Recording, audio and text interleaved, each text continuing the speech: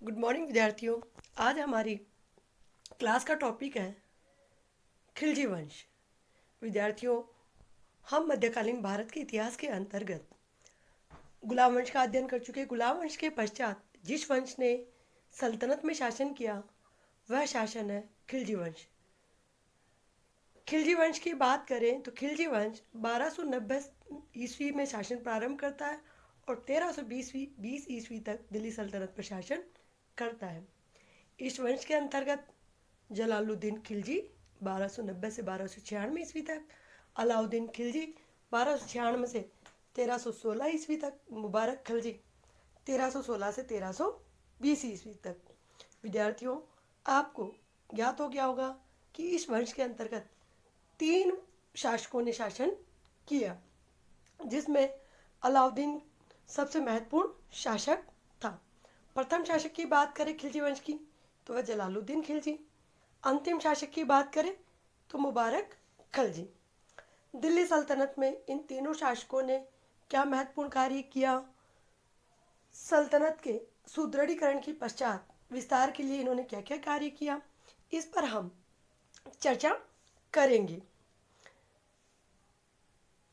दिल्ली सल्तनत में खिलजी वंश की स्थापना को खिलजी क्रांति के नाम से जाना जाता है, जिसका तात्पर्य है कि सत्ता पर तुर्की अमीर वर्ग के एकाधिकार की समाप्ति हुई। श्रेष्ठ पद जातीय नस्लीय आधार पर नहीं अपितु योग्यता के आधार पर प्राप्त किए जा सकते थे। गुलाम वंश के पश्चात खिलजी वंश आया। इतिहास में इसको खिलजी क्रांति के नाम से जाना जाता है। अब आपको ज्ञात होगा कि रजिया के पश्चात या इल्तुतमिश के पश्चात रजिया के पूर्व 40 साल में जो प्रमुख सदस्य थे, प्रमुख अमीर वर्ग के जो लोग थे, वो शासक के साथ महत्वपूर्ण भूमिका निभाने लगे। रजिया के पतन के पश्चात जो भी शासक हुए उसमें अमीर वर्गों का बहुत बड़ा योगदान रहा। वे उनकी कठपुतली शासक की जैसे रहे। बलबन ने सत्ता को सुदृढ़ीकरण करने के लिए इस अमीर वर्ग को कंट्रोल करने की कोशिश की। आपको ज्ञात होगा कि बलबन भी इसी अमीर वर्ग में से एक था, लेकिन जलालुद्दीन खिलजी ने उस तुर्की अमीर वर्ग की सत्ता से दूर उसके एकाधिकार को समाप्त किया और जो बलबन के समय नस्लीय आधार पर पदों पर नियुक्त किया जाता था अधिकारियों को, उसको समाप्त किया और योग्यता के स्थान पर वे पद प्राप्त किए जा सकते थे। बलबन के राजत्व सिद्धांत में जो रक्त की शुद्धता उच्च कुलीनता पर आधारित थी। आपको ज्ञात होगा कि बलबन ने स्वयं को अफ्रीशिया वंशज कहा और उच्च कुल के व्यक्ति को ही श्रेष्ठ पद देने का कार्य करता था।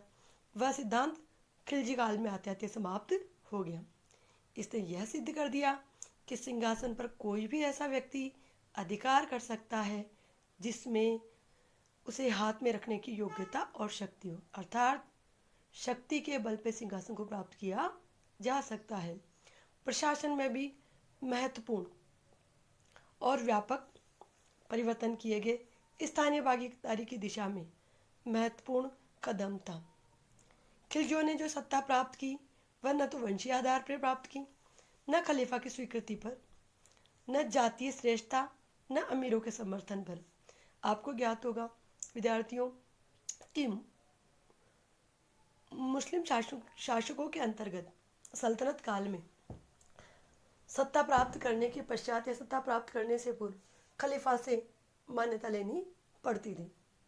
तो खिलजी वंश ने जो सत्ता प्राप्त की गुलाम वंश के पश्चात, वो ना तो अमीर वर्ग के समर्थन से प्राप्त की, ना ये लोग बलबनी वंश के थे, ना ही अमीरों ने इनको शासक के रूप में स्वीकार किया या समर्थन किया शुरुआत में,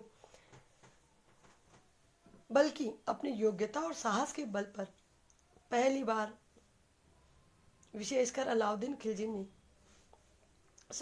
अपनी साहस के बल पर प्राप्त किया। और पहली बार विशेषकर अलाउद्दीन खिलजी ने जो महत्वपूर्ण कार्य किया वह यह था कि धर्म को राजनीति से पृथक रखने का प्रयास किया। सल्तनत के अंतर्गत धर्म का राजनीति में महत्वपूर्ण हस्तक्षेप था। हर कार्य के लिए उलेमा से समर्थन प्राप्त करना आवश्यक था, लेकिन अलाउद्दीन ने उलेमाओं के प्रभाव को राजनीति से दूर करने का प्रयास किया, अर्थात धर्म को राजनीति से पृथक करने का प्रयास किया। KS. Lal history of the Khilji वंश में खिलजी वंश सत्ता का पदार्पण होना मात्र नहीं था, बल्कि एक क्रांति के समान था, जिसने अनवरत विजयों, कूटनीति में असाधारण प्रयोगों तथा अतुलनीय कला, साहित्य क्रियाकलापों के युग को जन्म दिया। इतिहास की गाथाओं में खिलजी सुल्तानों के शासनकाल का सर्वाधिक महत्वपूर्ण तत्व अभूतपूर्व विजयों का अनवरत बाह्य आक्रमणों, विशेषकर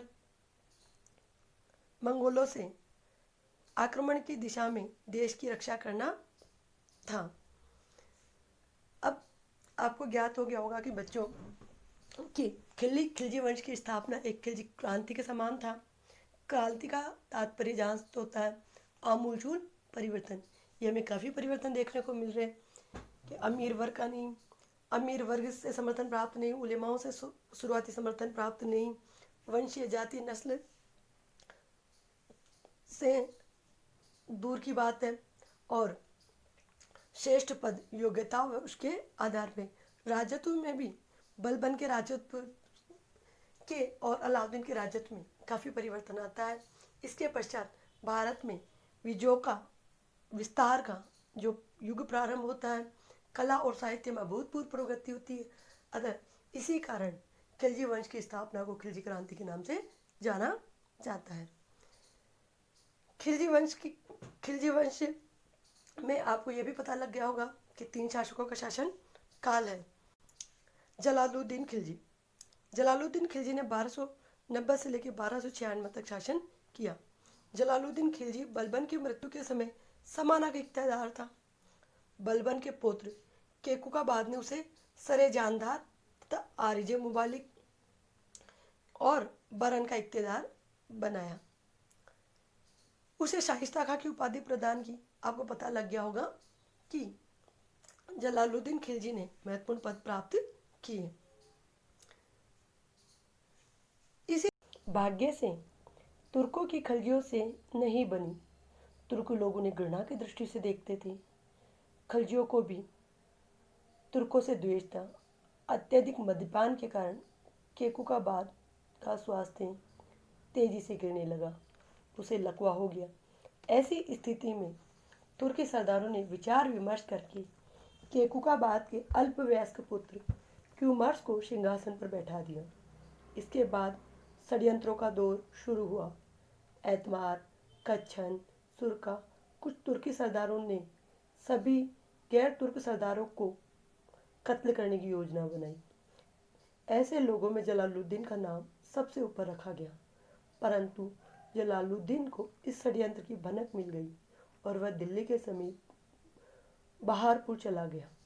जब कच्छन स्वयं वार्ता के बहाने जलालुद्दीन को बुलाने गया तो खिलजियों ने उसको मौत के घाट उतार दिया।